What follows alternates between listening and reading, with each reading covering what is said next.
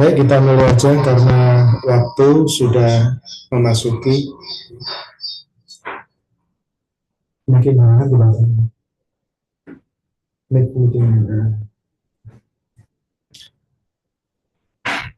Assalamualaikum warahmatullahi wabarakatuh. Selamat sore, salam sejahtera untuk kita semua.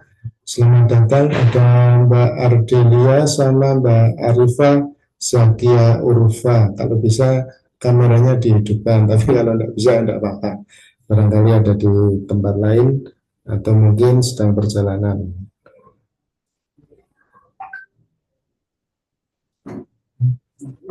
Hilang mana tulisannya?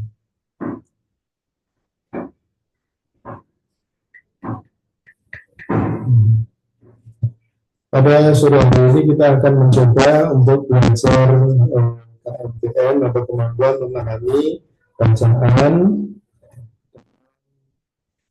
satu SUPBK. Ada soal 30 soal karena kegiatan mendengar soal. Nanti kalau suara saya kurang terdengar bisa komen-komen atau chat ketik di kolom chat. Yang pertama kita membahas soal langsung saja nomor 1 tentang kalimat manakah yang isinya sama dengan kalimat nomor 3. Silahkan dibaca dulu, bisa terbaca dengan jelas atau tidak, mohon komentarnya. Bisa terbaca teksnya atau tidak, dibalas dulu.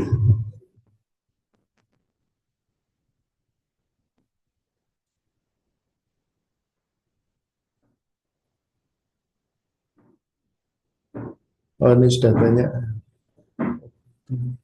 Pesertanya baru 2. Mungkin Mbak Ardelia atau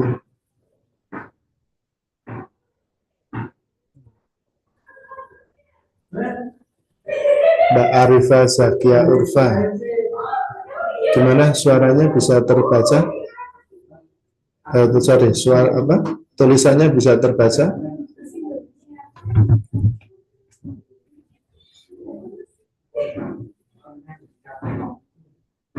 Ya, bisa ya. Ya, bisa. Baik, terima kasih. Yang pertama, mari kita simak teks yang pertama. Zoom lagi sepertinya, Kak. Iya, ini kita sedang zoom lagi, Mbak Arifa.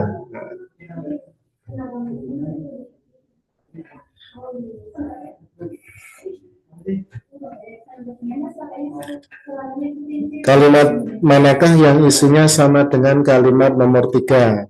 Kalau ada soal seperti ini, mohon diperhatikan sebentar. Jadi kalau ada soal seperti ini, kita langsung fokus pada kalimat yang dituju, yaitu kalimat nomor 3.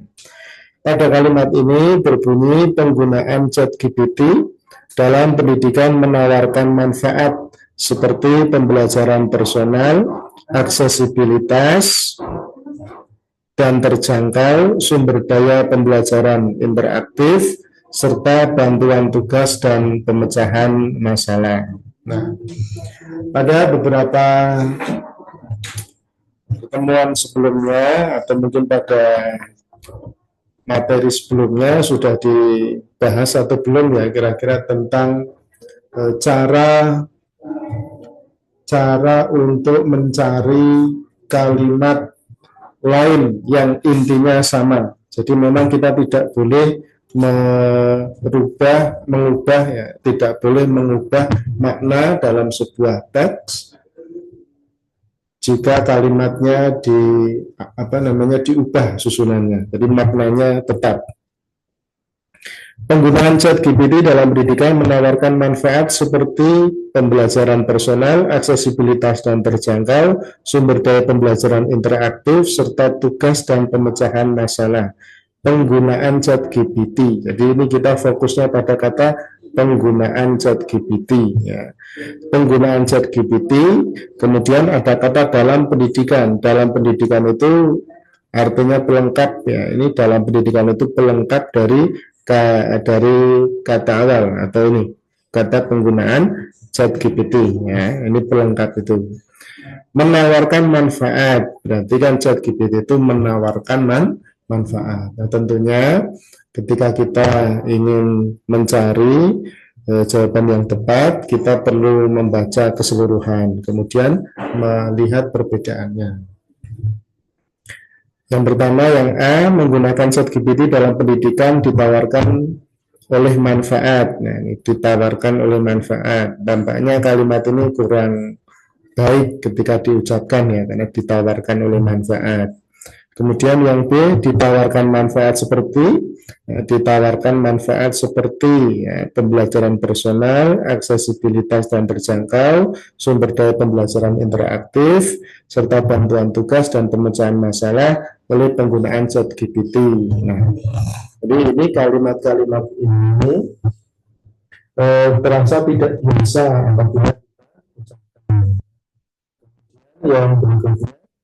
Saya manfaat seperti pembelajaran personal, aksesibilitas dan terjangkau, sumber daya pembelajaran serta bantuan tugas dan pemecahan masalah ditawarkan penggunaan ChatGPT dalam pendidikan. Ini juga kurang biasa untuk tidak biasa. Jadi A, B, C ini kalimat yang tidak biasa diucapkan, tidak biasa diucapkan. Maknanya menjadi ambigu,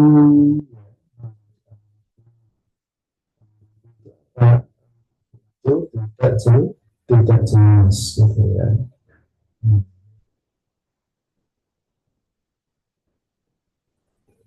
Ambigu atau tidak jelas.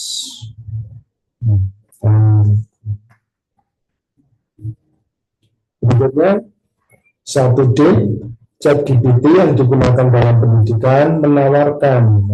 ChatGPT yang digunakan dalam pendidikan menawarkan. Kalau di soal itu kalimatnya adalah penggunaan ChatGPT. Kalau yang D itu ChatGPT. Apa bedanya penggunaan ChatGPT dengan ChatGPT? Nah, perbedaannya adalah kalau ChatGPT itu sebuah benda atau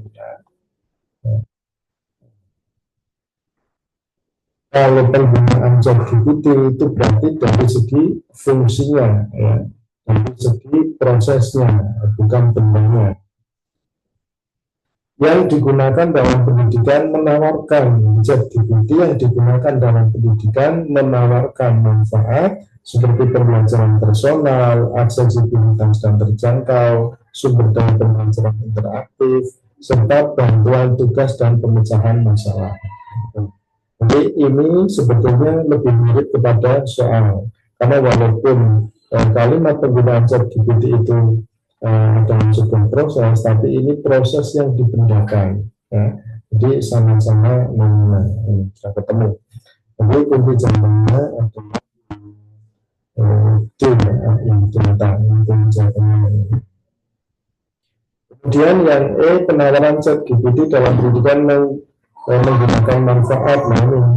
Penawaran tapi menggunakan, penawaran tapi menggunakan itu tidak tepat, karena yang menggunakan itu adalah ChatGPT, bukan penawaran tapi ChatGPT-nya.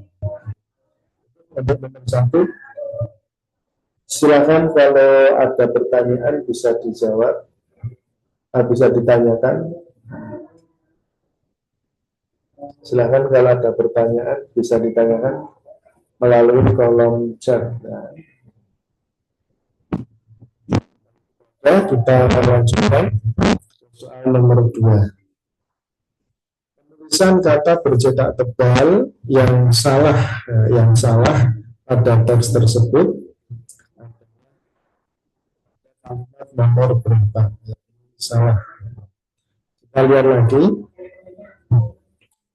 Penulisan kalimat yang bercetak tebal itu yang pertama ada kata sistem. Sistem. Kira-kira yang betul sistem apa sistem? Silakan, barangkali ada pendapat dari anak-anak. Yang betul sistem apa sistem? Bisa diketik aja. Sistem, ya Mbak Adelia. Sistem pakai Y pakai Y atau pakai I? Kalau di sini sistemnya pakai I. Ya. Oh ya, salah keyboard, tidak apa-apa. Berarti sama ya. Ini benar ya. Yang benar adalah sistem, bukan sistem ya. Sistem, bukan sistem. Sistem, bukan sistem. Kemudian yang berikutnya produktivitas ini. Produktivitas menggunakan V atau F. Produktivitas ini pakai F atau produktivitas pakai V. Kira-kira yang sesuai dengan ejaan yang mana? Silahkan komentarnya. Produktivitas pakai V ya. Ya, benar ya. Jadi yang benar adalah produktivitas menggunakan V ya. Ini pedomannya pada KBBI atau Kamus Besar Bahasa Indonesia. Nah, KBBI ini berdasarkan informasi dari Balai Bahasa, KBBI itu diupdate setiap 6 bulan sekali ya.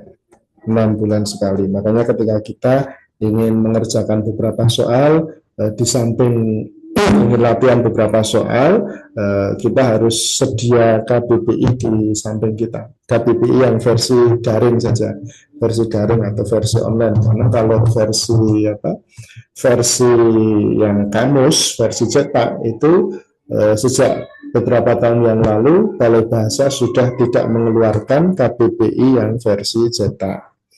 Berikutnya kita lanjutkan lagi yang berikutnya. Berarti sudah ketemu yang salah tadi ya. Berarti sudah ketemu yang salah, yaitu produktivitas pada kalimat nomor 2. Ini sudah ketemu. Pada kalimat nomor 2 sudah ketemu. Berarti yang lainnya benar ya. Nanti materi akan kita kirimkan melalui WhatsApp grup ya, nanti supaya bisa diakses. Kreatif itu betul, esensi itu betul, memaksimalkan itu juga sudah betul. Baik, terima kasih. Berikutnya soal nomor 3.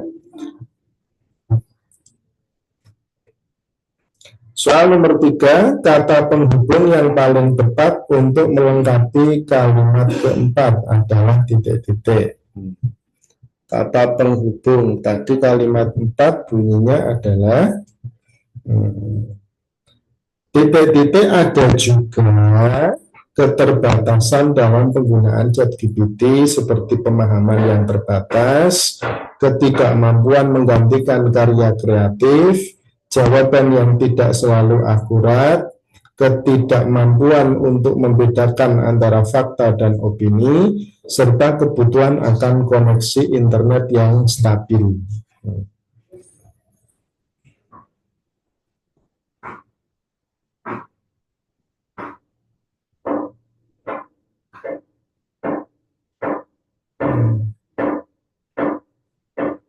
Kalau kalimat nomor 4 itu nadanya adalah negatif. Ya, ini nadanya negatif. Kalimat nomor 1 itu kalimat definitif. Kalimat nomor 2 melanjutkan kalimat nomor 1 dengan nada yang positif karena memiliki berbagai fungsi ya. Kalimat nomor 3 itu juga bernada positif. Jadi kalimat nomor 1 nadanya definitif, karena ada kata adalah itu berarti menjelaskan tentang pengertian sebuah ChatGPT. Kemudian kalimat nomor 2 dan 3 bernada positif, sedangkan kalimat nomor 4 nadanya adalah negatif. Berarti karena menghubungkannya, ini kan kata hubung, konjungsi yang digunakan untuk menghubungkan dua kalimat yang bernada beda. Satu nadanya adalah positif, kemudian yang kedua nadanya adalah negatif. Kira-kira konjungsinya apa? Opsinya tetapi, sedangkan, namun, walaupun, sebaliknya. Coba dikira-kira bisa diketik di kolom chat, kira-kira mana yang pas untuk konjungsi kalimat nomor 4. Sebaliknya. Oke, yang lain barangkali silahkan. Sebaliknya ya, sebaliknya.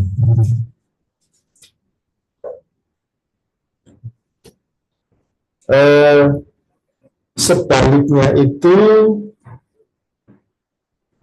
kira-kira tepat nggak kita masukkan di sini? Penggunaan ChatGPT dalam pendidikan menawarkan manfaat seperti pembelajaran personal, aksesibilitas dan terjangkau, sumber daya pembelajaran interaktif, serta bantuan tugas dan pemecahan masalah. Sebaliknya ada juga keterbatasan. Nah, karena tadi di awal tidak menyebutkan kata keuntungan, walaupun secara tersirat ya sebetulnya manfaat itu keuntungan. Tapi secara tersurat tidak dikatakan bahwa itu adalah sebuah keuntungan. Maka tidak tepat jika menggunakan konjungsi sebaliknya, gitu. Kecuali kalau dari awal sudah ingin memaparkan tentang keuntungan ChatGPT, yaitu A, B, C, dan seterusnya. Nah, kemudian sebaliknya, kan begitu kan?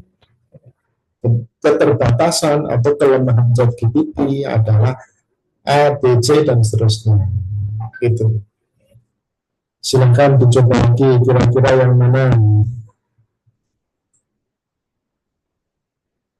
Tetapi, sedangkan, namun, atau walaupun. Coba, silahkan. Atau mungkin yang baru gabung bisa langsung mengikuti. Kira-kira bisa enggak nih? Langsung mengikuti. Kalau enggak bisa, enggak apa-apa. Ini mendengarkan dulu aja. Walaupun, kita coba walaupun itu menunjukkan dua kondisi yang tidak masuk akal ya. Misalnya begini, ya masuk akal tapi contohnya begini,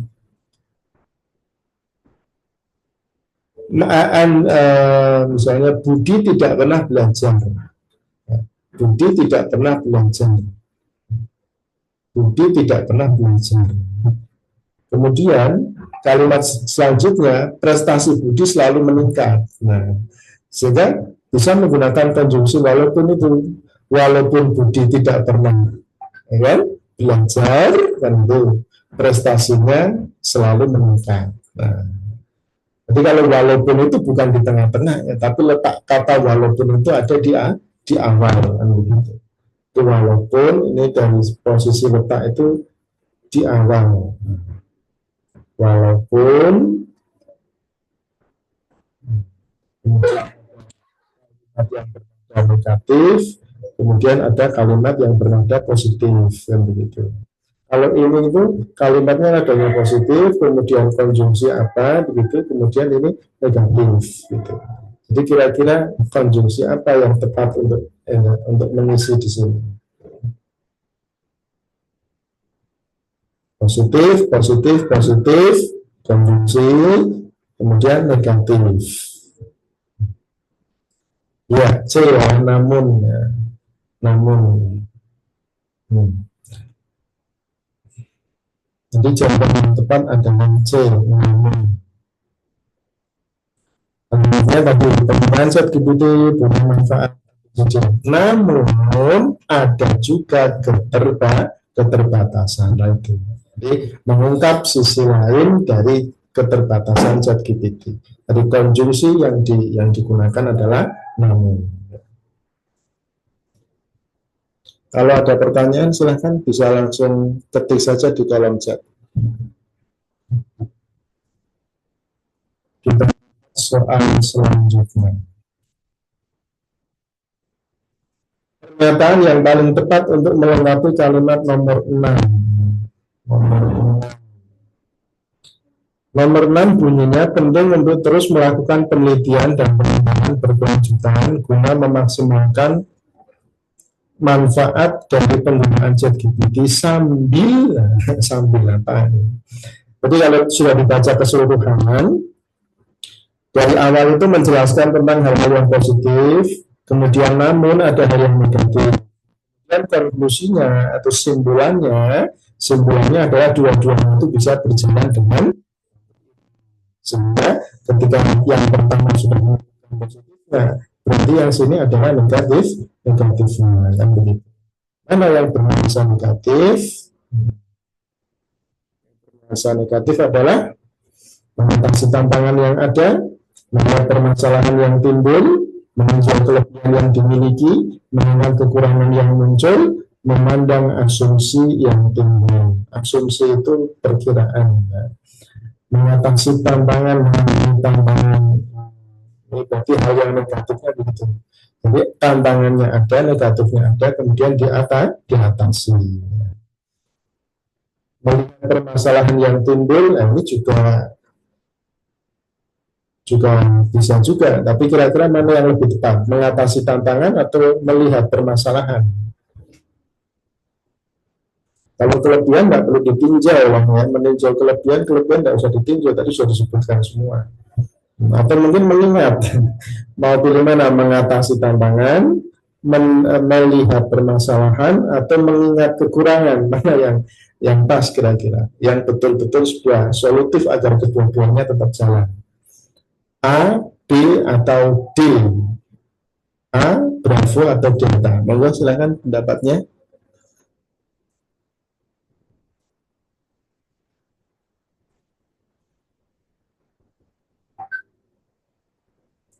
Ayo silakan, saya tunggu. Bisa ketik di kolom chat. Atau mungkin kita kembali dulu ke sini ya, ke teksnya ya. Kita baca dari kalimat nomor 5. Meskipun chat GPT dapat digunakan untuk mengambil data instan, ringkasan, dan beberapa tugas penelitian lainnya, penggunaannya juga dapat mengurangi esensi proses penelitian manual. Penting untuk terus melakukan penelitian dan pengembangan berkelanjutan guna memaksimalkan manfaat dari penggunaan ChatGPT sambil negatif itu disebutkan sambil apa? Opsinya mengatasi tantangan, melihat permasalahan yang timbul, atau mengingat kekurangan yang muncul. A, B, atau D? Kan pendapatnya?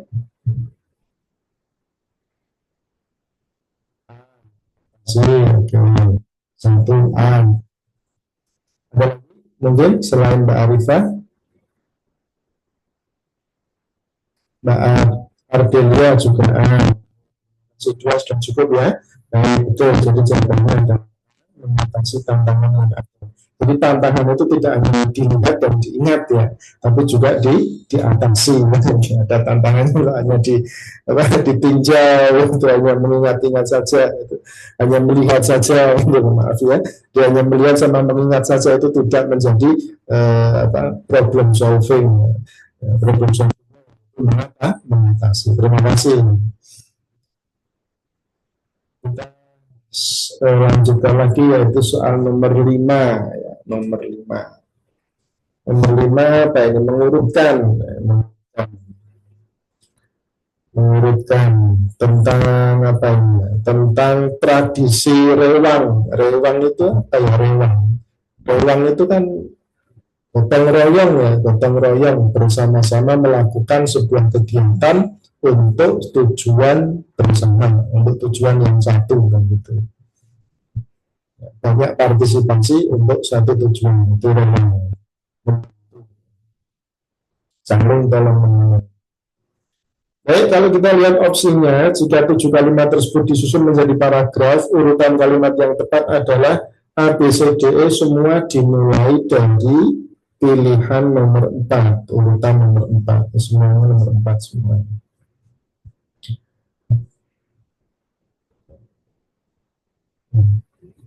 Semuanya nomor 4 ya. Berikutnya setelah nomor 4, 1 atau 6? Kalau opsi mayoritas itu satu. Kita coba, kita baca. Nomor 4, tradisi rewang menjadi salah satu tradisi yang sangat erat hubungannya dengan masyarakat Jawa. Menggambarkan tentang tradisi rewang yang erat hubungannya dengan masyarakat Jawa.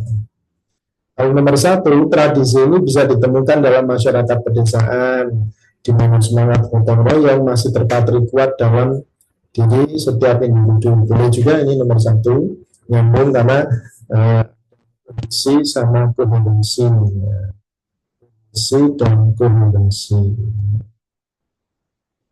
Koherensi itu artinya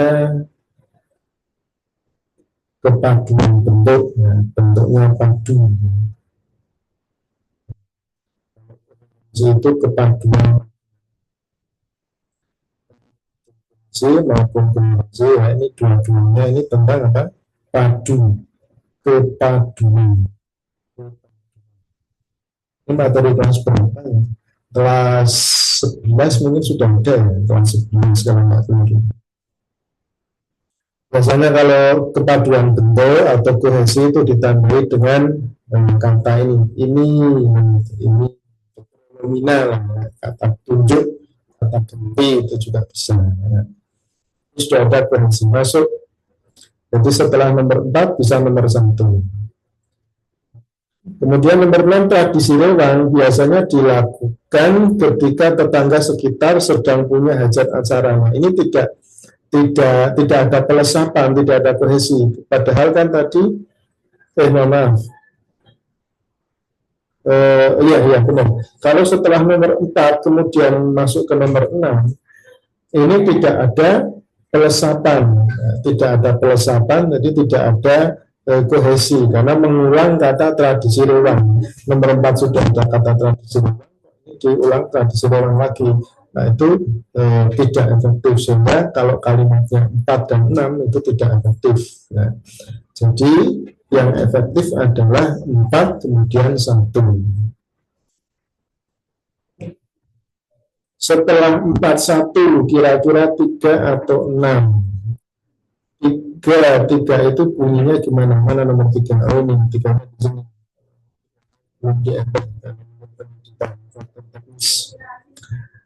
Para ibu-ibu lebih fokus.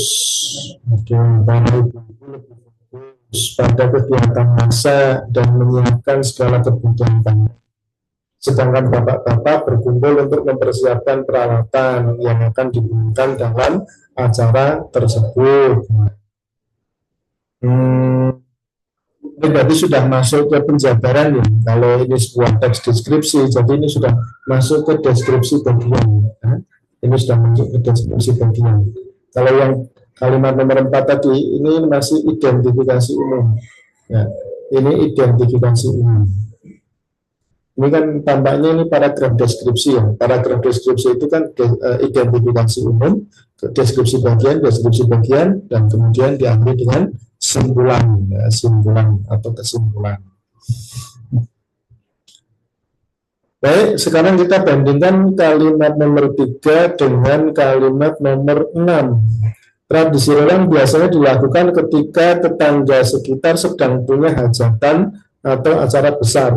Antara nomor 3 dengan nomor 6 itu lebih umum yang nomor 6. Jadi paragraf deskripsi itu dari umum menuju ke khusus, kan gitu. Kemudian nanti terakhirnya adalah simpulan. Jadi karena lebih umum kalimat nomor 6, jadi polanya adalah 4, 1, kemudian 6. 4, 1, kemudian 6, ya, 6. Jangan pilih 3, karena 3 itu sudah khusus. Lalu setelah 6 adalah 3. 6 adalah 3. Opsi sudah ada sih, jadi habis 6 sama 3. Tinggal ini 7 sama 5 duluan mana? Terakhirnya 2. 7 sama 5 duluan mana? 7 itu berarti menariknya seluruh masyarakat yang ikut bergabung dalam tradisi rewang tidak mendapatkan upah. Kalau 5, kemudian ada juga para muda-mudi, ya, muda-mudi Jadi nampaknya nomor 5 dulu ya, karena nomor 5 itu kan melanjutkan yang ibu-ibu tadi ya, ibu-ibu ya. Kemudian bapak-bapak, nanti kemudian apa tadi, muda-mudi yang kemudian 5, kemudian 7, kemudian habis 7 2. Jadi opsinya adalah yang mana nih? Yang C ya, C atau yang C ya, C. Opsinya adalah yang C. Itu untuk soal nomor 5. Semoga bisa dipahami. Ya, soal nomor 6.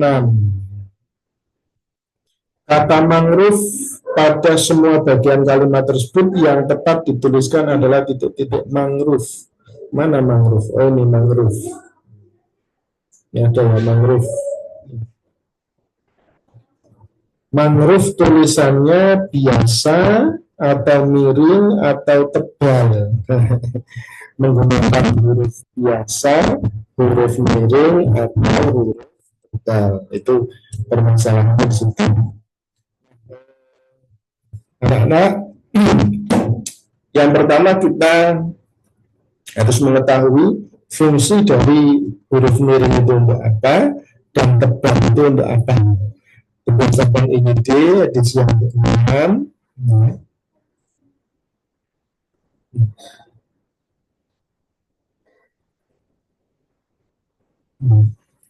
Kalau fungsi huruf miring yang pertama adalah digunakan untuk menuliskan judul buku, judul film, ya, judul album lagu, judul acara televisi, judul siniar, ya, sinetron, judul lakon, ya, nama media massa yang dikutip dalam tulisan itu termasuk juga dalam daftar pustaka ya, judul buku dalam daftar pustaka itu juga menggunakan huruf miring.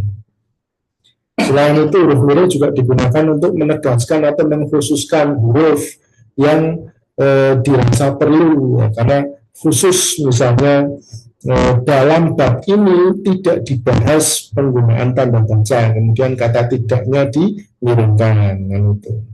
Atau huruf terakhir pada kata abjad adalah D. Huruf terakhir pada kata abjad adalah D. Abjadnya miring, D-nya juga miring. Karena apa? Karena mau menjelaskan. Ya. Bisa menjelaskan, bisa menegaskan, bisa mengkhususkan. Bisa huruf, bisa kata, bisa kelompok kata, bisa juga bagian dari kata. Itu. Kemudian huruf miring juga digunakan untuk menuliskan kata atau ungkapan dalam bahasa daerah atau bahasa asing karena memang belum masuk ke KBBI. Misalnya nama ilmiah dari buah manggis adalah apa misalnya, Garcinia mangostana misalnya begitu, maka penulisan Garcinia mangostana itu menggunakan huruf miring. Atau misalnya ungkapan Tutwuri Handayani merupakan sumber pendidikan. Tutwuri Handayani itu juga menggunakan huruf miring. Kalau huruf tebal untuk apa? Huruf tebal itu digunakan untuk menegaskan bagian tulisan yang sudah ditulis miring. Jadi di dalam miring kok ada mau miring lagi, mau khusus lagi, berarti diberi tebal, tebal lah ya. Kemudian huruf tebal juga digunakan untuk menegaskan bagian karangan seperti atau subbab gitu. Kemudian ada lagi petik 1 sama petik 2. Tanda baca itu ada tanda titik, tanda koma, titik 2.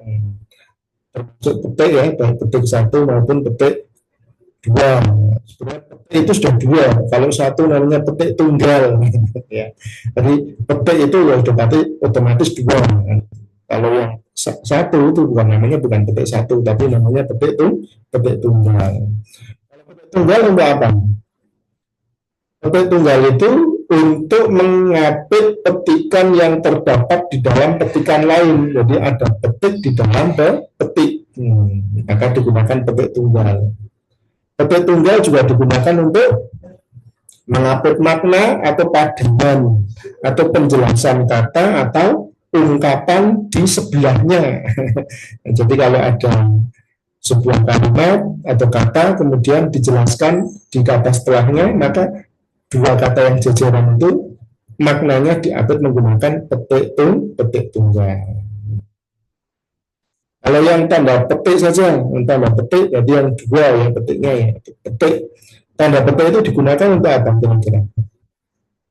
Untuk mengapit petikan langsung yang berasal dari pembicaraan, dialog dalam sebuah naskah atau bahan tertulis yang lain, naskah drama, dialog di sana. Kemudian tanda petik juga digunakan untuk mengapit judul puisi, judul lagu, judul artikel, judul naskah, judul bab buku, judul pidato, judul khotbah, atau tema, subtema yang terdapat di dalam kalimat. Ya, jadi ada kalimatnya dulu yang penting. Contohnya, puisi pahlawanku terdapat pada halaman sekian. Nah, kata pahlawanku diapit menggunakan tanda petik, ya, petiknya dua, ya. Karena apa? Karena itu menjelaskan tentang sebuah puisi atau sebuah buku yang ada di dalam kalimat. Mangrove ini merupakan kata jenis pohon, ya kan? Pohon namanya pohon mangrove. Nah, pertanyaannya, mangrove ini bahasa apa? Bahasa asing atau tidak? Bahasa daerah atau tidak? Kita cek di KBBI. Di KBBI sudah ada mangrove atau tidak? Coba yang bisa membuka HP, silakan dicek mangrove itu sudah ada di KBBI atau belum. Silakan yang sudah ngecek di KBBI bisa tinggalkan komentar, bisa ketik di chat. Di KBBI sudah ada kata mangrove atau belum? Nah, coba dicek. Mangrove ejaannya MANGROVE. Apakah ini sudah ada dalam KBBI? Nah, sudah ya, baik. Terima kasih Mbak Ardelia. Karena sudah ada di dalam KBBI, berarti ini bukan bahasa Inggris, tapi ini adalah murni bahasa Indonesia. Juga bukan bahasa daerah. Maka tidak perlu diperbaiki, tidak perlu dimulingkan, tidak perlu dipertebal atau menggunakan tanda petik maupun petik tunggal. Ya, terima kasih. Oke, kita lihat lagi soal nomor 7. Manakah yang paling tepat sebagai kalimat inti? Kalimat nomor 10, kalimat inti. Kalimat inti. Apa itu kalimat inti? Kalimat inti itu kalimat yang subjek, predikat, dan objek. Subjek, predikat, dan objek. Ada sebuah predikat yang butuh objek, ada juga sebuah predikat yang tidak butuh objek. Jadi pilihannya dua, antara SPO atau yang kedua S dan P saja. Bisa SPO, bisa SPO, karena tidak semua predikat itu wajib ada objeknya.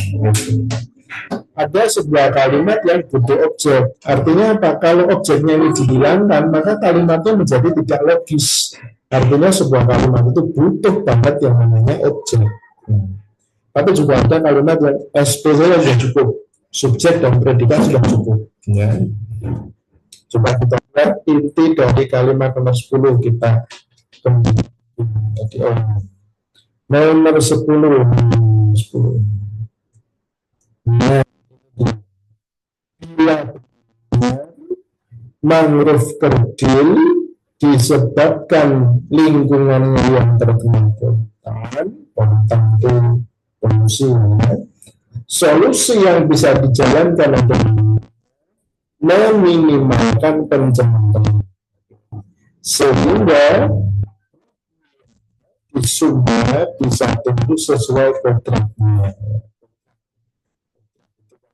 Sejati. Benar mangrove kerdil disebabkan lingkungannya yang terkena polutan, itu adalah keterangan karena dia berada di depan kemudian di Komang. ini bisa dianggap sebagai keterangan. Sehingga yang kita cari adalah subjek S-nya. S-nya ini adalah ini, solusi. Jadi S-nya solusi. Pas depannya S, solusi S, subjek. Nah, sama S, sama-sama depannya S. Solusi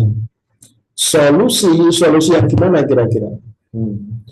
Di situ ada kata yang bisa dijalankan. Apakah yang bisa dijalankan termasuk predikat? Yang bisa dijalankan termasuk predikat atau tidak? Karena ada kata yang di sini, yang itu berarti tandanya dia adalah sebuah pelengkap. Pelengkap itu apa ini? Pelengkap itu perpanjangan dari subjek. Jadi yang bisa dijalankan itu karena dia merupakan perpanjangan dari subjek, yaitu solusi tadi itu. Kemudian yang kita cari adalah predikatnya. Berarti predikatnya kalau bukan yang dijalankan, maka predikatnya ini adalah. Predikatnya adalah, ya. Predikatnya adalah apa? Adalah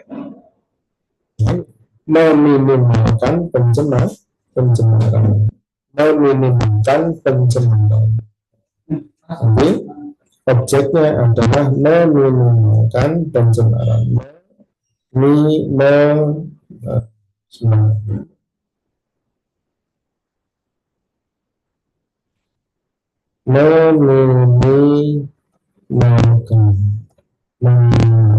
pencemaran. Solusi adalah meminimalkan pencemaran. Kita cari apakah ada.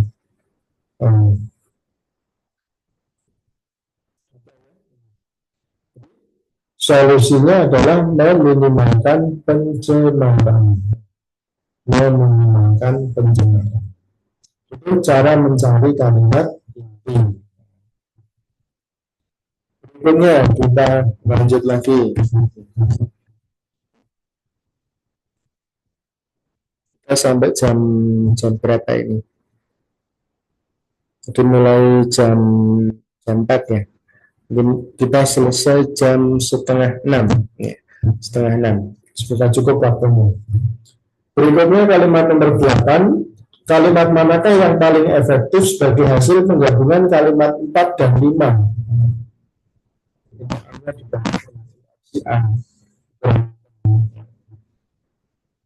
Kalimat manakah yang paling efektif sebagai hasil penggabungan kalimat nomor 4 dan 5? 4 dan 5. Oh, kita nggak usah ke teks, kita langsung ke pilihan ganda karena kalimatnya ada di sini. A, B, C, D, E hampir sama, hanya berbeda di beberapa kata saja. Kata yang berbeda ya ini. Kalau yang A ini yang dikasih tambahan garis miring. Bonsai jenis Bruguiera disumbang menjadi kerdil dan tumbuh tidak lebih dari 3 meter karena genetik tekanan lahan dan kondisi alam sekitarnya seperti pencemaran zat-zat polutan berbahaya bisa jadi penyebab. Kemudian yang B, bonsai jenis Bruguiera di Sumba menjadi kerdil dan tumbuh tidak lebih dari 3 meter. Sebabnya, karena tadi tekanan, kalau ini sebabnya. Sehingga, kalau ini yang mana? Walaupun. Kira-kira mana yang tepat?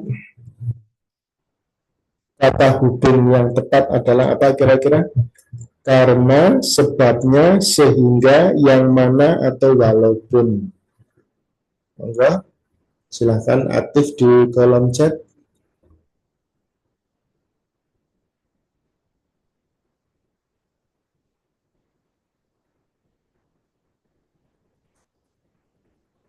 Yang A, baik, ya betul. Terima kasih Mbak Ardelia. Jadi ini karena hubungannya adalah sebab akibat ya, atau sebab akibat atau disebut juga dengan kausalitas. Ya. Konjungsinya adalah bisa sebab, bisa juga karena, bisa juga sehingga. Kalau karena menunjukkan sebab, kalau sehingga menunjukkan akibat, menunjukkan akibat. Karena itu menunjukkan sebab, maka konjungsinya yang tepat adalah karena. Bukan sebabnya. Mengapa bukan sebabnya? Kalau mau pakai kata sebab berarti disebabkan oleh yang itu. Bisa pakai karena atau disebabkan oleh. Disebabkan oleh. Itu baru bisa, ya. Bukan sebabnya kan itu. Baik. Selanjutnya nomor 9. Kalimat 9 perlu disempurnakan dengan cara titik-titik mengganti kata atau diganti dengan ataupun.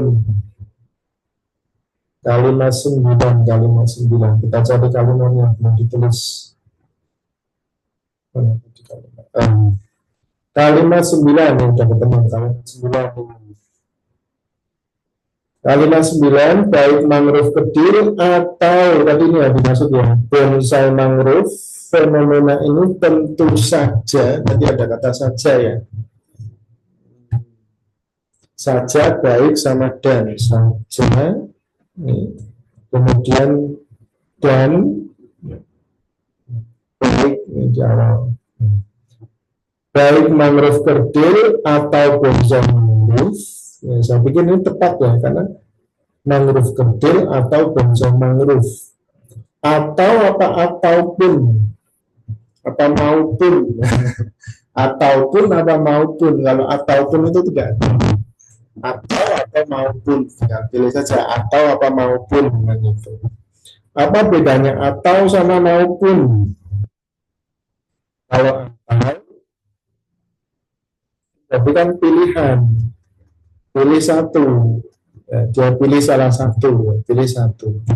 Kalau maupun itu berarti bisa dua, kalau maupun bisa dua, karena memang jenisnya berbeda. Bisa satu aja, tapi juga bisa dua-duanya. Nah, karena tadi kalimatnya adalah mangrove kerdil dan bonsai mangrove. Mangrove kerdil, bonsai mangrove. Kita lihat mangrove kerdil sama bonsai mangrove itu bisa saling menggantikan atau tidak. Yang pertama ini, kemudian bonsai jenis Bruguiera di Sumba menjadi kerdil. Ini kalimat nomor 3, fenomena mangrove kerdil. Fenomena mangrove kerdil. Kemudian berikutnya fenomena bonsai mangrove. Nah, antara peristiwa mangrove kerdil dengan peristiwa bonsai mangrove itu merupakan peristiwa yang berbeda, sehingga dua-duanya bisa terjadi, bisa juga terjadi salah satu. Berarti yang paling tepat adalah maupun, bukan ataupun, tapi maupun. Untuk yang saja baik dan ini saya pikir sudah tepat ya, karena saja baik dan kalau kata ini dihilangkan maksudnya, maka kalimatnya menjadi tidak logis. Berikutnya soal nomor 10. Kata yang paling tepat untuk menggantikan kata hak dalam kalimat 11. Hukum, prinsip, aturan, konsep, norma. 11 mana 11? Ini yang nomor 11 ya. Selanjutnya, permasalahan bonsai mangrove di Jepara bisa diatasi dengan kesepakatan bersama mengenai tata hak pembonsaian sehingga tidak merusak daya regenerasi benfis di hutan mangrove di ujung piring. Maksudnya kan hak terhadap bonsai. terhadap bonsai adalah aturan bagi manusia. Jadi ini yang menggantikan hak adalah aturan, itu berarti kita memberikan hak yang pantas kepada bonsai. Apa itu hukum? Kalau hukuman ke sifatnya kan yang pelanggaran. Kalau prinsip itu kan pandangan hidup. Konsep itu masih luas. Norma itu aturan tapi yang tidak tertulis gitu ya. Kita pakai yang menjadi gimana tadi? Selanjutnya permasalahan bonsai di Jepara bisa diatasi dengan kesepakatan bersama mengenai tata aturan pembonsaian. Jadi aturan pembonsaian itu digunakan untuk manusia untuk memenuhi hak-hak pohon bonsai, pohon mangrove. Gitu. Itu untuk soal nomor yang tadi 9. Silakan kalau ada pertanyaan bisa langsung diketik saja di kolom chat. Saya lihat kolom chat belum ada. Kita lanjutkan ke nomor 10. Kata yang paling tepat untuk menggantikan kata itu sudah nomor 10. Nomor 11. Kata yang paling tepat untuk melengkapi kalimat kita. Terkait dengan ini teks yang interaksi yang jadi menuntun kita untuk membaca dengan cepat dan pemahaman. Ini seperti apa ini? Seperti tes TKA ini begini. Teksnya panjang-panjang dan tingkat kecepatannya dengan bisa digunakan untuk latihan TKA, bisa juga digunakan untuk latihan UTBK, bisa untuk interaksi atau yang PPM atau yang KMPM.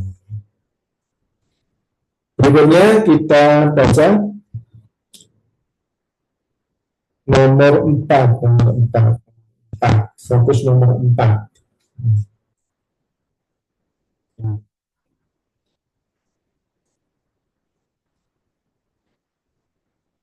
Tangan dan kaki palsu sangat diperlukan bagi pasien korban kecelakaan dan lain-lain.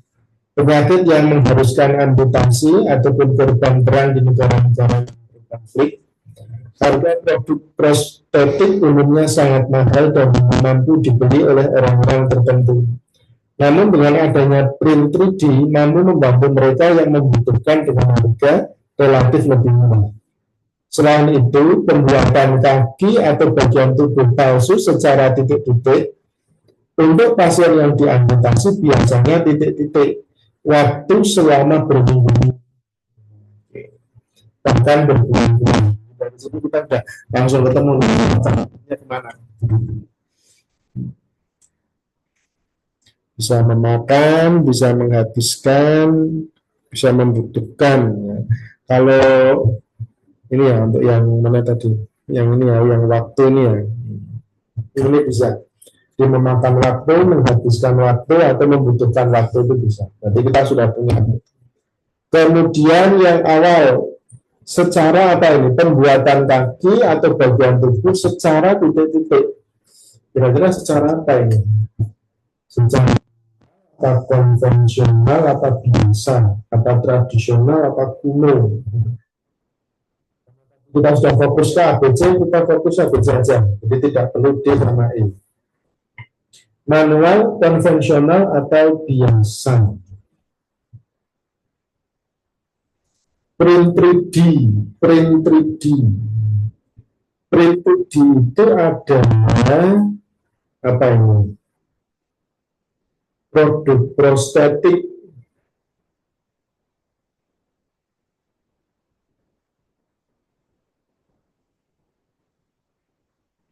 print 3D ini kan mesin ya. Print 3D ini kan mesin. Kalau mesin itu kan pasti dijalankan dengan ada operatornya, ada alat-alatnya kan begitu. Maka karena ini lawan dari print 3D atau pelawang dari mesin. Selain itu kan itu kata kuncinya kan ini.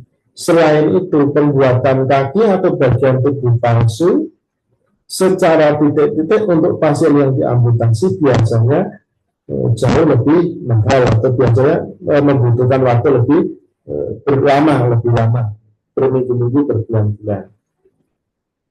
Nah, dengan menggunakan mesin cetak 3D, maka prosesnya lebih cepat, ya, kan gitu. Di print 3D, kemudian lebih cepat dan supaya lebih cepat. Kita cari yang lawannya ini ya, yang lawannya, berarti yang lambat. Dan bukan mesin, dan bukan mesin. Konvensional biasa ini masih umum, ya, kita belum tahu. Konvensional itu berarti cara lama ya, cara lama atau tradisional ya, sama tradisional. Tapi tradisional tidak menggambarkan bahwa itu apa namanya, dia bukan mesin ya. Tradisional juga yang pakai mesin juga ada. Jadi saya contoh ke jawaban yang A, manual atau ya manual dan memakan, manual dan memakan. Karena manual itu kan pasti tanpa mesin, manual itu pasti tanpa mesin. Jadi pas nanti kalimatnya. Selain itu, pembuatan kaki atau bagian palsu secara manual untuk pasien yang diamputasi biasanya memakan, ya, memakan juga bisa, memakan waktu selama berminggu-minggu, menghabiskan waktu juga bisa, membutuhkan waktu juga bisa. Tapi kalau baiknya adalah membutuhkan, karena waktu itu tidak bisa dimakan dan dihabiskan, waktu itu akan tetap berjalan sebagaimana adanya, kan begitu. Tapi ini kan sekali lagi bahasa literasi atau pilihan kata seseorang itu juga ada apa namanya, ada keindahan tersendiri dalam memilih kata-kata. Itu barangkali sampai di sini jawaban nomor 11 adalah A. Berikutnya, penggunaan tanda koma yang salah terdapat pada kalimat nomor. Tanda koma. Nomornya tidak ada pilihannya. Oke, kita baca lagi sampai terakhir, tapi sampai nomor ini ya, nomor 5. Berikutnya nomor 6, print 3D memudahkan pembuatan produk prostetik dengan desain, bentuk, warna, dan ukuran. Ini komanya aman ya, aman ini. Kemudian di sisi ekonomis dari penggunaan produk prostetik dari print 3D, terutama jika digunakan, nah ini harusnya tidak perlu terlalu banyak koma ini di sini, tidak perlu banyak koma. Sisi ekonomis dari penggunaan produk prostetik dari print 3D, kan, koma, terutama jika digunakan pada anak-anak. Ini komanya satu aja, ini tidak perlu koma. Jadi ini yang salah adalah nomor berapa? 7, ya, nomor 7.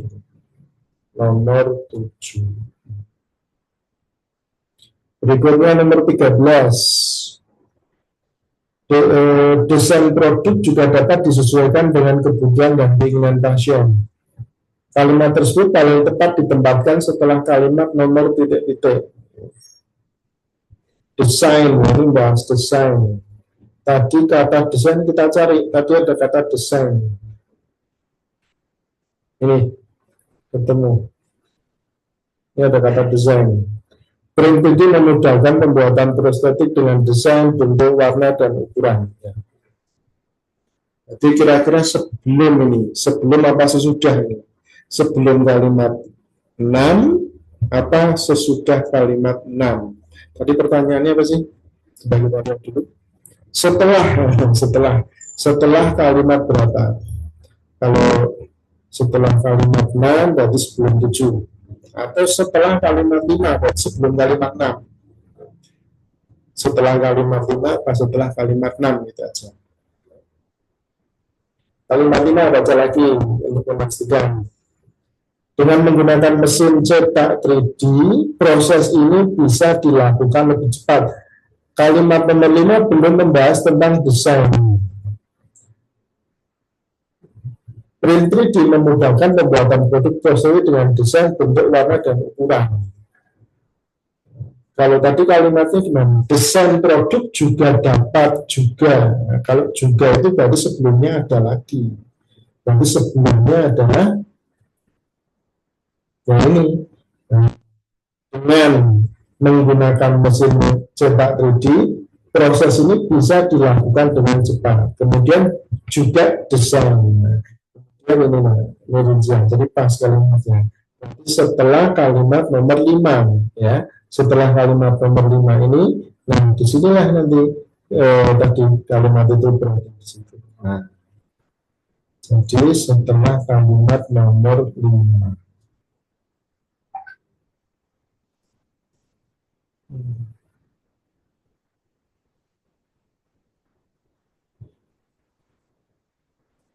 Berikutnya kita lanjutkan lagi nomor 14. Manakah yang merupakan kalimat efektif dari nomor 3? Nah, kita lihat langsung bukuannya, ke teks. Namun dengan print 3D mampu membantu mereka yang membutuhkan dengan harga relatif lebih murah. Ini bedanya cuma dikit. Dengan print 3D, kalau yang B adanya print 3D, yang C print 3D, D melalui print 3D, E ada print 3D. Nah, menentukan kemudian subjeknya apa, ini subjeknya yang ditanyakan. Nah, predikatnya adalah membantu, mampu membantu mereka, mampu membantu mereka, mampu membantu. Nah, pertanyaannya, siapa atau apa yang membantu mereka? Ya, apa yang membantu? Subjeknya apa?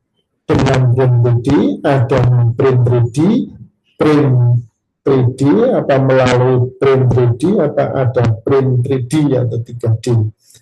Silahkan, ini masih ada, ada 5 yang hadir. Silahkan dari yang pernah hadir. Kira-kira jawabannya apa? A, B, C, D, E. Silahkan pilih salah satu. Apa yang membantu mereka dengan print 3D, apa adanya print 3D, print 3D apa melalui print 3D, atau apa? Silakan. B, baik. Yang lain? Mbak Ardelia lagi, terima kasih Mbak. Adanya print 3D, ya. Betul, saya juga tidak cocok dengan jawaban yang ini ya, yang dengan ini nggak cocok, karena dengan itu bukan subjek ya. Subjek itu kan jelas bendanya, bukan dengan. Karena dengan itu berarti kan ada kata hubungnya ini. Kemudian ini juga salah karena ada kata melalui, ya melalui. Yang D itu salah karena ada kata melalui. Kemudian, nah ini adanya print 3D, ada print 3D. Nah, kira-kira B ya, B Mbak Tahta Kamilia, B. Baik, 2 orang menjawab B. Saya mau tanya, adanya, nya itu nya siapa ini kira-kira? Ini kan ada katanya, nya itu nya siapa? Itu. Apakah harus pakainya atau tidak? Adanya print 3D, apa ada print 3D, atau langsung print 3D? 3D, kalau pakai bahasa Indonesia 3D. Adanya print 3D, apa ada print 3D, apa langsung print 3D?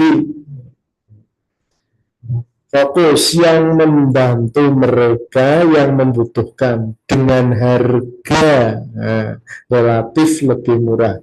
Harga yang punya harga itu siapa atau apa? Ada print 3D, apa print 3D, apa adanya print 3D? Ya, yang bisa membantu, yang punya harga, karena dia kan dengan harga. Coba kira-kira yang mana? Dipikirkan lagi, coba sekali lagi. Yang bisa membantu dan memiliki harga. Jadi jawabannya langsung aja, mohon maaf, jadi jawabannya yang benar adalah yang C, print 3D. Karena print 3D itu sudah langsung dia yang bisa membantu dan yang punya dengan harga, ya, yang jelas punya harga itu adalah print 3D. Ya. Itu. Tapi sudah Bapak, sudah anak Bapak, terima kasih sudah aktif. Ya. Berikutnya soal nomor 15. Soal nomor 15. Singkatan-singkatan ini. Penulisan huruf kapital yang salah. UNESCO, UNESCO. Kalau bahasa Inggris UNESCO, kalau bahasa Indonesia UNESCO. UNESCO. Kemudian ICH,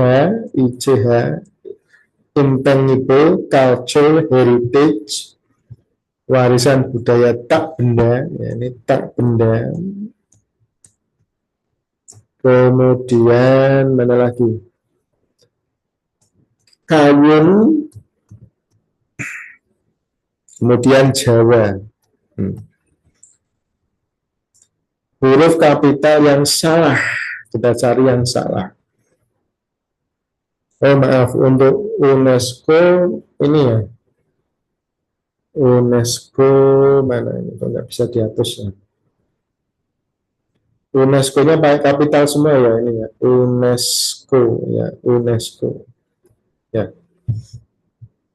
UNESCO kapital semua karena dia merupakan singkatan dari singkatannya UNESCO. Nah, nanti bisa dilihat ya. Jadi masing-masing U ada singkatannya, NESCO ini menunjukkan sebuah kata. Ini kata. Nah, jadi semuanya mewakili sebuah kata. Jadi dia harus kapital semua. Maka ini benar. ICH itu juga mewakili satu kata. I intangible, kemudian C cultural, kemudian H heritage. Jadi mewakili masing-masing satu kata. Maka ini kapital semua benar ya. Tak benda ini juga lazim ya. Tak benda ini kan lazim disingkat dari ini merupakan sebuah singkatan. Jadi itu sudah benar. Kemudian kawung, ini kawung ini yang tidak tepat ini kawung tidak tepat. Karena kawung itu adalah nama batik, ya, nama batik. Jadi tidak perlu diberikan kapital. Kalau nama tempat ini benar, Jawa ini nama tempat. Jadi yang Jawa ada kawung nomor berapa ini 4 ya, 4. Yang salah nomor 4.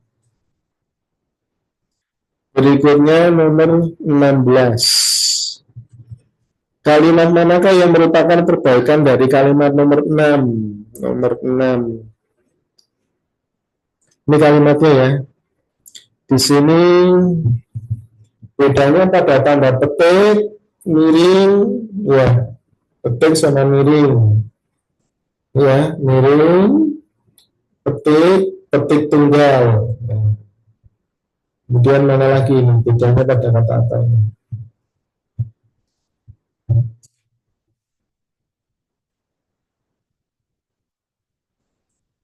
Adapun kata tulip yang berasal dari bahasa Turki, nah, menyebut kata tulip berarti ini kata yang mau dijelaskan, maka menggunakannya bukan tanda petik, tapi menggunakan tanda miring.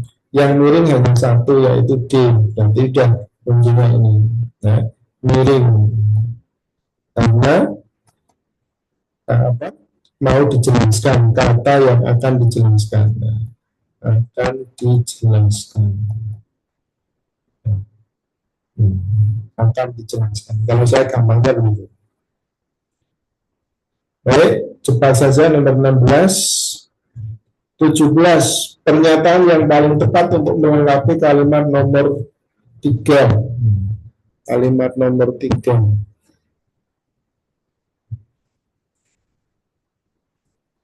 Nomor 3 itu nomor 3. Bunga tulip sudah menjadi salah satu ikon khas negeri kincir angin. Para pelancong dari berbagai negara pun menyambangi gelombang. Salah satunya untuk menikmati keindahan ladang tulip yang berwarna-warni. Tanaman satu ini seakan-akan telah apa ini kira-kira?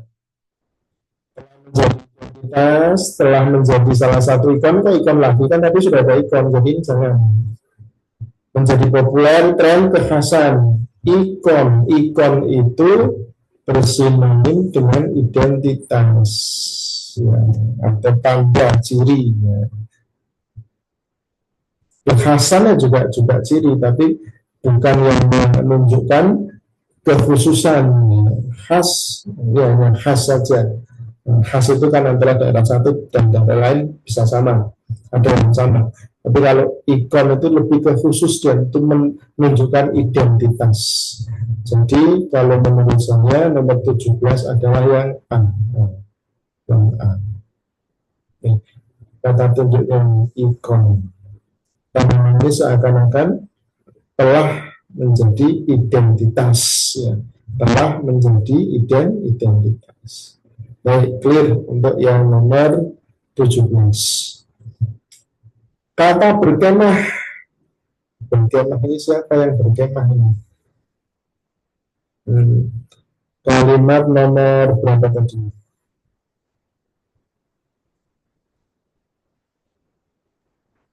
Kalimat nomor 9. Kata berkemah. Berkemah, bertandang, bermenam. Saat berkemah ke Turki, Tebasbih dibuat kagum akan keindahan bunga tulip yang bermekaran di istana dan seterusnya. Bunga tulip pertama kali masuk ke Belanda tahun sekian. Duta besar Romawi untuk Kesultanan Utsmania, Ogier Giselin Tebasbih tersebut ke Belanda. Saat berkemah, ini kan berarti kan kunjungan resmi negara. Kalau pakai berkemah itu kan seperti pramuka atau camping untuk kemah. Kalau agenda resmi, kita pilih mana? Biarkan saja bertandang, berdatang. Kalau berdatang ini tidak lazim. Kalau bertemu itu kan dengan seseorang ya, bukan tinggal. Berkunjung. Fokusnya ke pertemuan. Jadi kita pilih yang ini. Bertandang. Kalau saya pilih bertandang. Karena bertandang sudah pasti melakukan sebuah yang membahas sebuah urusan, itu bertandang. Berikutnya nomor 19. Kata yang harus dihilangkan pada kalimat 10. Pun contoh kepada botani di kalimat 10. Mana kalimat 10? Ini ya.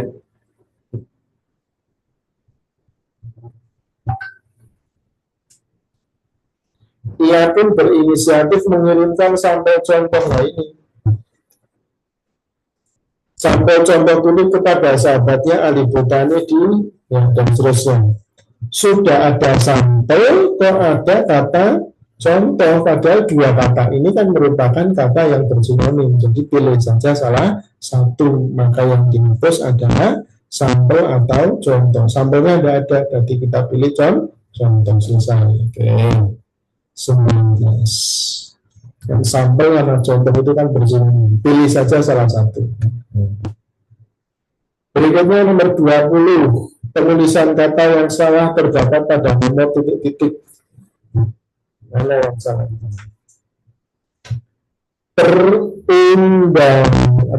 Perundang-undangan di mana tata laksana adapun subbagian.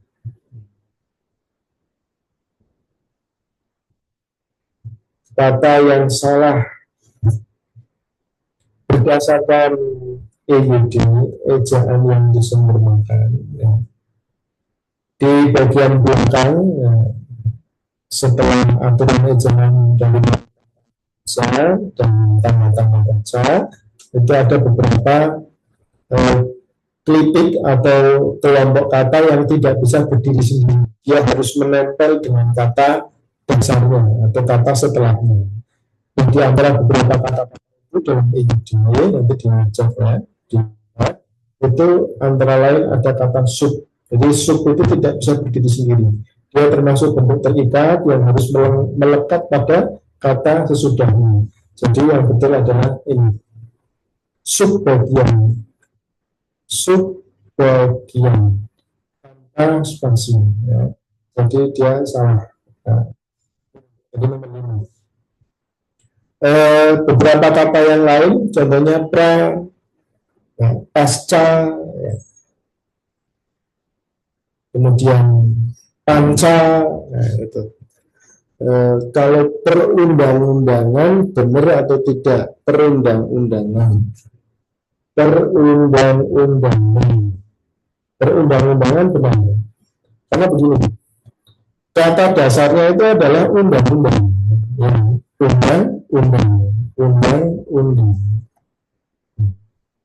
Kemudian mendapatkan dan awalan dan akhiran an. Nah, ini merupakan konflik, ya.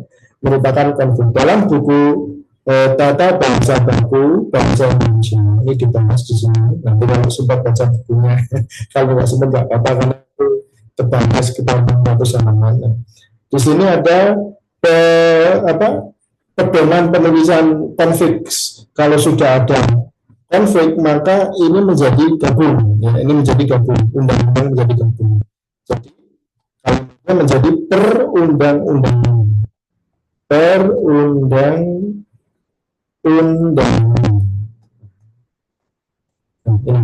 karena sudah ada konflik. Contoh lain misalnya kata tanggung jawab.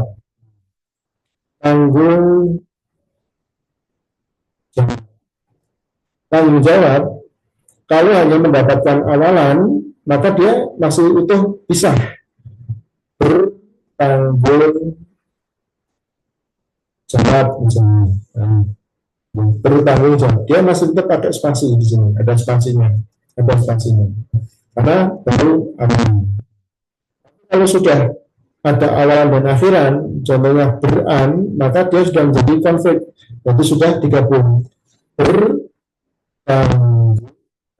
Pertanggung jawaban. Ini sudah ada sudah ada. Jadi kalau sudah ada konflik, maka penulisan kata dasarnya digabung. Jadi kalau imbuhannya hanya satu, awalan saja, akhiran saja, maka kata dasar tetap dipisah. Tapi kalau imbuhannya ada dua, awalan dan akhiran atau konflik, maka kata dasarnya digabung. Jadi itu penulisannya sudah benar, yaitu di ini digabung atau tidak ini? Perundang-undangan ini digabung ya? Ini digabung enggak ini? Teks ini digabung enggak? Undang-undangan. Ya, nanti kita cek lagi ya. Undang-undangan.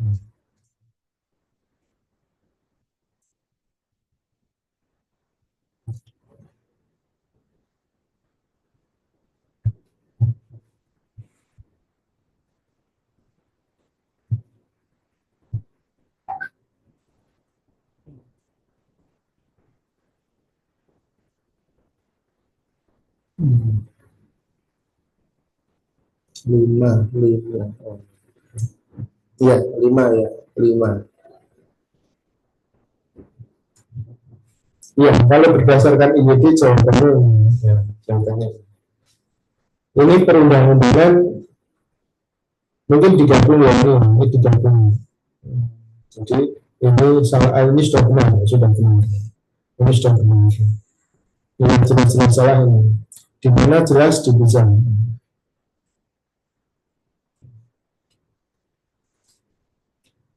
Tata laksana juga dipisah karena sudah punya arti masing-masing. Tata punya arti, laksana juga sudah punya makna. Jadi bisa berdiri sendiri.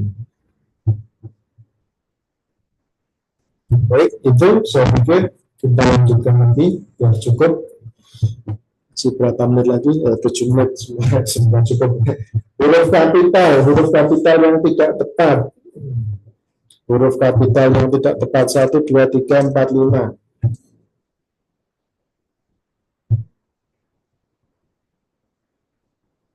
Nah ini tidak tepat ini. Suku Aceh, suku Kudu, suku Papua. Penulisan kata suku adalah kecil, suku kecil. Acehnya yang besar. Nah, begitu juga itu ada di dalam EYD. Ya, EYD. Ada di dalam EYD. Jadi kitab wajib untuk Anda kuasai adalah EYD dan KBBI. Jadi, itu jadi jawabannya ada pada kalimat nomor berapa? 3 ya, 3. Baik. 21 sudah, 22.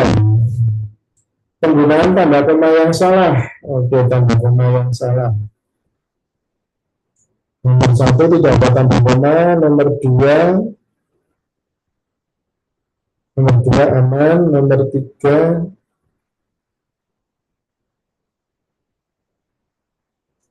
aman, nomor 4 ya, perinciannya aman ya. Aman. Nomor 5 jalan, bisa serta calon dan angling campuran. Ya. Ini aman. Karena calon dan angling itu kan pasangan karena pasangan jadi dia tanpa tanda koma. Ini yang salah yang nomor 6. Yang nomor 6. Karena ini kan pasangan, jadi kalau pasangan tidak perlu koma. Pasangan itu ya karena memang hanya 2 unsur saja. Karena yang di koma itu kan yang A, koma B, koma dan C yang itu kan. Kalau yang kedua yang A dan B saja, nah, tidak perlu koma. Ini. Itu pada kalimat nomor berapa itu? Nomor 5. 6 ya. Kalimat nomor 6 ya. Kalimat nomor 6. Oke, selesai. 23. Kalimat manakah yang merupakan kalimat efektif dari kalimatnya ada di sini. Yang paling efektif. Ini bedanya di wilayah Indonesia, berbagai wilayah. Memiliki beragam adat istiadat. Mana yang memiliki beragam istiadat? Indonesia apa di Indonesia apa wilayah? Yang memiliki beragam adat istiadat adalah Indonesia. Nah, ini sama ini. Indonesia. Ya. C dan D. Indonesia. Kemudian apa bedanya C sama D? Pada perinciannya. Perinciannya kalau ini satu kata, ini 2 kata, 1 kata, 1 kata. Jadi tidak seimbang, tidak sepadan ya. Ini tidak sepadan. Kalau ini sepadan, setara, sepadan atau setara. Karena jumlah katanya sama. Tapi kalau seperti itu kita pilih yang C, karena efektif itu lugas, logis dan setara. Ya. Efektif itu syaratnya lugas, langsung ya, logis, masuk akal, kemudian setara. Setara dalam perincian itu. Baik, selesai untuk nomor 23. Selanjutnya 24. Saya percepat, tadi saya sudah baca ini. Berdasarkan bacaan dapat disimpulkan bahwa pengukuran suhu tubuh sebaiknya dilakukan setelah titik-titik. Sebaiknya tidak dilakukan. Berdasarkan bacaan dapat disimpulkan bahwa pengukuran suhu tubuh sebaiknya tidak dilakukan titik-titik setelah atau sebelum. Ini jawabannya adalah setelah makan. Mengapa kok tidak setelah mandi? Walaupun di sini ada kalimat jangan menggunakan termometer untuk mengukur suhu tubuh segera setelah Anda melakukan olahraga dan mandi berat. Karena di sini mandinya plus olahraga, ya. Plus olahraga. Begitu juga dengan ini. Ya. Jadi yang paling tepat adalah kemudian nomor 25. Jangan makan dan minum hidangan panas atau dingin sebelum Anda mengukur suhu tubuh, terutama jika Anda mengukur suhu melalui mulut. Apa maksud pernyataan di atas? Ini D-nya di sini, P-nya di sini. Salah teknis. Jawabannya adalah A. Makanan panas atau dingin mempengaruhi pengukuran suhu tubuh. Pengukuran suhu tubuh dapat dilakukan di bagian tubuh yang lain. Pengukuran suhu tubuh sebaiknya dilakukan setelah makan dan minum sesuai suhu ruangan. D. Akurasi termometer ditemukan oleh makanan dan minuman. Akurasi termometer itu ditemukan oleh suhu tubuhnya, bukan oleh makanan dan minumannya. Pengukuran suhu tubuh melalui mulut akan lebih akurat apabila dilakukan tanpa makan atau minum. Jangan makan atau minum. Karena apa? Karena makanan itu mempengaruhi pengukuran suhu tubuh. Itu yang pasti yang ada. Berikutnya nomor 26.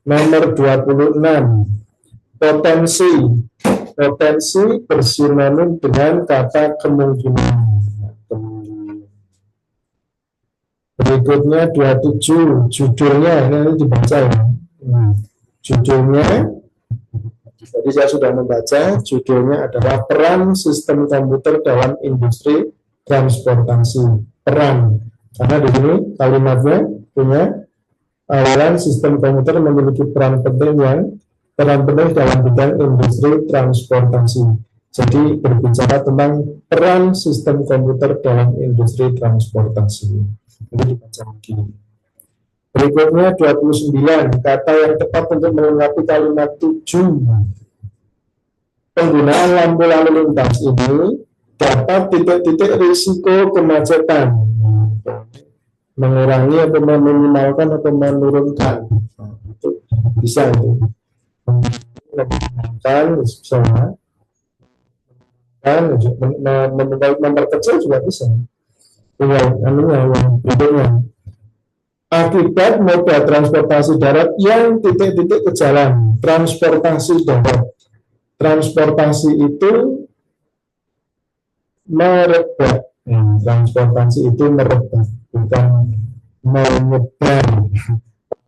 Transportasi bisa meluas, kan mobil bukan. Ya. 29 kalimat manakah yang isinya sama dengan kalimat 1? Satu tadi apa? Sistem komputer memiliki peran penting dalam bidang industri transportasi. Nanti mana kira-kira? Ini A-nya ini A, B, C, D, E.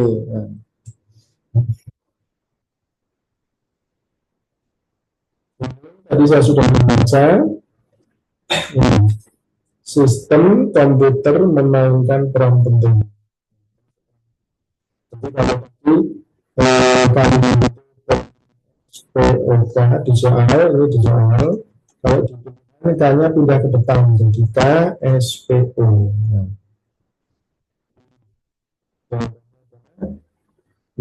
D, depan.